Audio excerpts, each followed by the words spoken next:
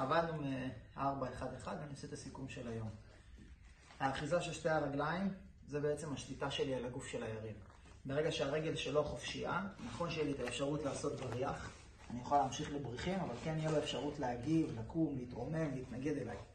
לכן תמיד אני ארצה לעשות סקופ, לאחוז בפנים בגיד מלמטה ולהעמיס אותו אליי בזמן שאני פותח הצידה.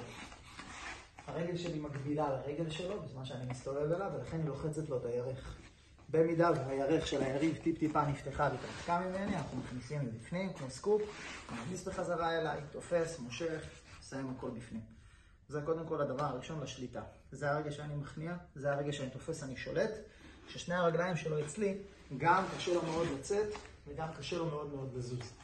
השבירה האמיתית שאותה אני ארצה, היא דווקא על הרגל התחתונה, אנחנו תמיד נרצה ללכת לאילוק הפנימי. האילוק הפנימי, הרוטציה שלו מאוד מאוד חזקה על הצולבת ועל הרצועה הפנימית, לכן אנחנו רוצים ללכת לשם. כדי למנוע את המשחק הפרעה של הידיים, שהיריב שלי לא יתפוס לי את הידיים, ושלא יצליב רגל השנייה לפה וימנע ממני לתפוס את האילוק, אנחנו עושים בעצם סוג של הטיה. אנחנו הולכים לרגל הרחוקה, כמו לפוטלוק, ומכאן יש לנו כמה אפשרויות.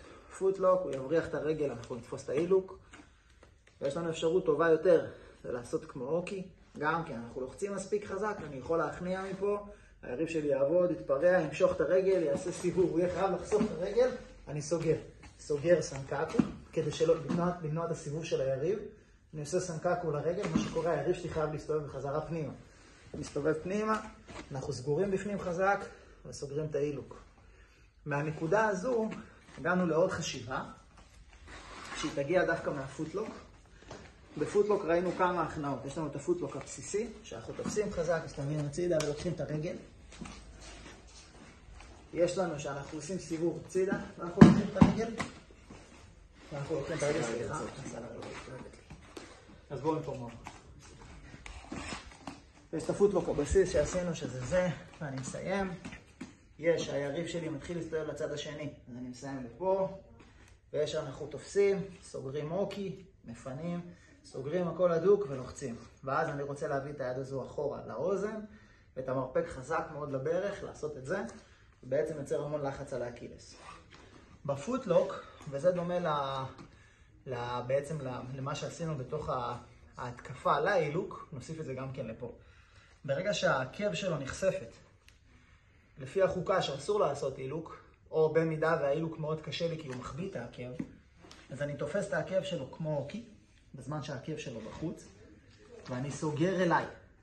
סוגר ממש איקס עם הידיים, בזמן שאני תופס את העקב שלו, ואת הבייספס שלי. כמו מטה לאו. סוגר הכל ומהדק לבפנים. ואז אני לוחץ. אני עושה את זה. מה שקורה זה שהרגל שלו מקבלת רוטציה, ותנועה הצידה. אפשרות אחת. תפסנו, עשינו את זה, הדקתי הכל בפנים, לחצתי, ומכאן יש לי את היכולת לעשות שבירה. אפשרות אחת.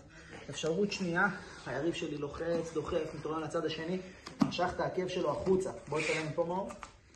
העקב שלו יוצאת החוצה לבפנים. מה שאנחנו עושים מפה, אנחנו עושים בדיוק הפוך. במקום ללכת לצד השני, מפה אנחנו עושים סיבוב כלפי מעלה. את זה. פה. מרים כלפי פה. בזמן שאני מרים, אני לוחץ הצידה. מה שקורה לרגל שלו זה זה וזה. וזה עדיין בגדר פוטלוק. יאללה, אוס.